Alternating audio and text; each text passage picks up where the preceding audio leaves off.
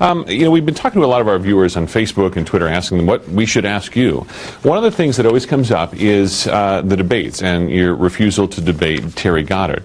And I know that you've given somewhat of a political answer to that, because you've said essentially it doesn't really benefit you and probably benefits him as well, which is a strategic answer. But I think a lot of people say, well, if you're going to be the leader of Arizona, shouldn't a leader be in a public forum and defend her record against the person who's challenging her and against some of her toughest critics? What do you say to that? Well, I think that I am in the public forum. I'm out in the community every day. People have known Jan Brewer for 28 years. They know exactly what her philosophy is, and they know what her platform is. And I believe that they also know the same about Mr. Goddard. There's a striking difference between Mr. Goddard and myself. I'm Jan Brewer, who makes tough decisions and tries to do the right thing. Mr. Goddard kind of waits around and puts his finger in the air and decides. And I'm going to take my message out to the people in a different venue, and it has been very well received, and I will continue to do that, and at the same time doing my job of turning Arizona around. But those people aren't going to ask you the tough questions that Terry Goddard is, and certainly... that's not necessarily true. I mean, some people do, but... They do. Let's talk about some of the tough questions that people have asked us and said, you spent a great deal of time. In fact, you said publicly that you're focusing all of your attention on immigration and border security, and that issue in particular. You said that in an interview a few weeks back. And a lot of people look at what's happening with Arizona's economy and say, what about that? I'm looking for a job, or my house is underwater, or I'm facing foreclosure. These are real issues that affect every Arizonan in some way, shape, or form. And have you spent so much time working on immigration that economy essentially has gone to the back burner? No, absolutely not. When I first became your governor a little over 600 days ago, we knew coming in that the economy and jobs was the #1 issue, something that I immediately sat down and went to work on. And we have been successful. I'm very proud of the record that we've accomplished since I've been governor under these very, very difficult times. When you think of what I inherited from 5 high-rolling years of growing programs, increasing programs and spending, it is, and then being hit by a recession on top of it, I was faced with a huge crisis, the largest crisis Arizona has ever faced. Well, let's talk about your record a little bit on the economy then, because in the last 600 days, as you've put it, last year at this time the unemployment rate was 8.7%. Now it's 9.6%. We've had a net job loss in Arizona of more than 100,000 jobs. The number of foreclosures doubled in 2009, your first full year in office. By nearly every indication, we are worse off today economically than we were when you took office. A lot of people would say you've had nearly 2 years to fix this. Where's the fix? Well, some would say how the Fed goes, so does the state. It's been a terrible situation that all the states have faced. The bottom line is that we are doing better than California, and we are doing better than Nevada. But given that we have to live up to the politics, if you will, of the federal government and their mandates, it makes it extremely hard. When you have a federal government demanding the states to provide certain services and blackmailing you by taking other dollars away if you don't do what they wish you to do, it makes it very, very difficult. So we're kind of caught in a situation that is somewhat difficult and hard to explain, I think, to the rank and file members. But I can assure you that Jan Brewer will fight for the people of Arizona. Jan Brewer will fight for jobs. Jan Brewer is fighting for this economy. But what do federal and mandates have to do with jobs? I'm fighting the federal government to keep off our backs, and it seems to me that they're piling on. We are actually, after all, we're a sovereign state. Right. We hear it a lot from you, though, blaming the federal government on issues like immigration and mandates and budget problems and that thing. You blame Jan Napolitano for the economy and the previous administration for what happened with the economy. But the reality is, it's your watch. And in politics, you're always responsible for what happens on your watch. Yeah. So how much of the responsibility for the shape the state is in, arguably the worst economy we've ever had, do you take personally? Well, bottom line is that it is the responsibility of the federal government to secure our borders. The fact is that we cannot sustain all the illegal immigration in the health care cost, in the education cost, and the incarceration costs. Secure our borders and most of these problems will go away. Quit taxing and spending and regulating federal government, and the states can do well in their own state. We know what's good for Arizona. We don't need those kind of mandates. I asked them for flexibility on health care. No, they want to increase our health care cost. For access, it's going to cost us, on Obama health care alone, it's going to cost the people of the state of Arizona $10 billion over the next decade. That's a lot of money, and that's just the beginning.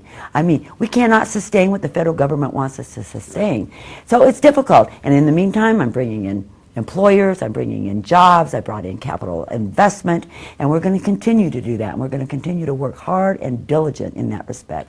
And I will fight for the people of Arizona. When we talk about employers and jobs, you commissioned a committee that I think put out a report in March that was supposed to redesign our entire economic development model. They were supposed to get rid of the Commerce Department, create this Commerce Authority. And that report was issued in March. We're now 6 months later.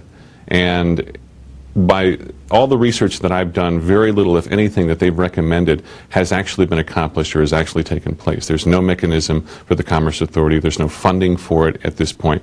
What about this report? This was the cornerstone of your economic plan, and yet it's been sitting there gathering dust for 6 months. Well, actually, I did by executive order give them money and funding to operate the authority, and those people are coming together, and we have implemented many things that was on the agenda that I wanted the Commerce Authority to begin working on, such as the job training programs, the job closing programs, all those kinds of things that are so important to the people that want to come here and to those people that are already here. And they'll be meeting soon, I believe in the beginning of October, and we will move forward. And I've got the best people ever to serve on there to give predictability and stability to the Commerce Authority, bringing it into the 21st century, unlike what the Department of Commerce had been doing. It was sort of a hold-away place for people to have and sit and hold jobs for so long and not being proactive. We need to get that authority, get their ideas together, get the President of the Senate and the Speaker of the House and the sitting governor active in there and work in a quasi-public private partnership and bring all that innovation and focus on the areas of which we want to bring Arizona's economy, like biomedicine and high-tech and aerospace and rural Arizona and small business. And we're ready to do that, and that's what we've got to do. Just yesterday, and I'm excited about it. Just yesterday, we had some projections that came out with the sales tax and the sales tax increase, and the projections, or not the projections, but the actual reports don't match the projections, at least in the first month, that you had predicted, that really is the key to balancing the budget, as you put it. One of our viewers said, realistically, we're not balancing the budget, even though that's a claim that you've made, because so many things have to happen. The projections have to come in exactly as you predicted them. Voters have to pass these two different propositions that allow you to raid different funds, that allow you to close that deficit gap. How can you realistically say that we've balanced the budget when a lot of things have to happen before that can really take place? Well, first and foremost, the budget is always a moving target. Just like in your home and my home, things happen as you move through your budget that you don't expect sometimes, and you base it on projections. And I agree, we need better predictions and our projections of the income that's coming in. We certainly know that crises happen not only in government, but they happen in your budget at home also. But by the Constitution, we have to balance our budget. It was balanced when we went out of session, and we will continue to move forward, and we will face those crises in the best manner that we can, and by the end of next year, we will have a balanced budget, or we can't go home. I mean, it's unconstitutional. You have a lot of these voter mandates, and I want to follow up on this a little bit, because Democrats have criticized you for cutting education more than any other governor in history, and education got hit hard in the last budget session. But it's one of the reasons why is because it's not a voter mandate. It's not something like access that you can't necessarily touch. If you could touch certain areas of the budget, if the law would allow you to do that, what would you cut? I think we need to go back and reevaluate everything that government provides. We need to do a better job of using our dollars in the appropriate places. If there's only so much dollars to be spent, then we have to appropriate them in the most necessary ways of providing those kinds of things to people. The bottom line is that when you deal with the budget, you have to take everything into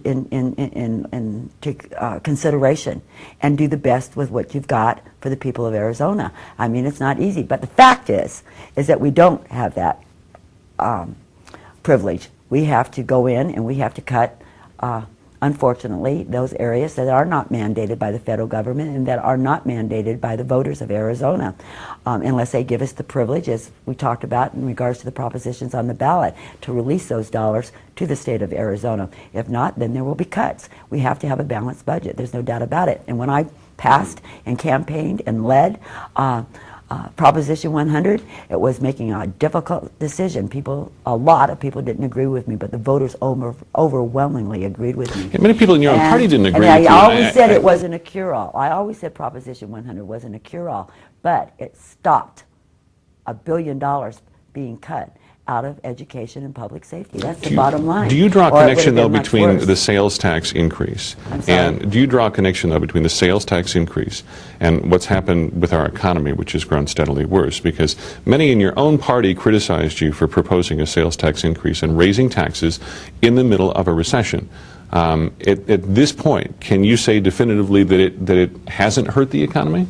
Oh, I believe it was the right thing to do. I think that we know that if we're going to turn the state around, we're going to get our economy turned back, that we have to protect education. It's the bottom line.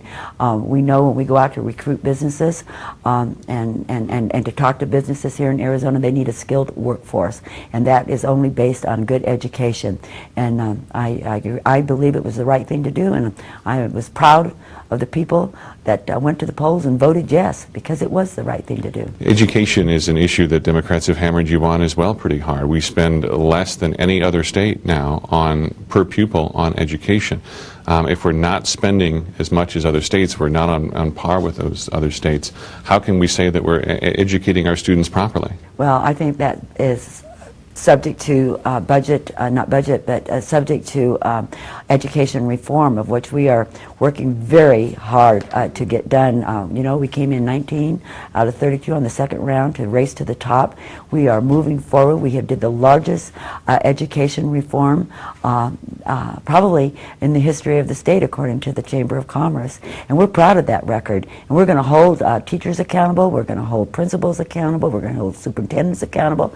We're going to hold the kids accountable. And we're going to make sure that we have the best education possible for our kids. And I mean that sincerely. That's why I got involved in politics, was because of education. I'm getting to wrap here, but I want to ask you one more question. Why are we only getting 5 minutes today? Because realistically, we've been hounding this office now for weeks on trying to get just a little bit of time to ask you about some very substantive issues when Arizona's future is at stake.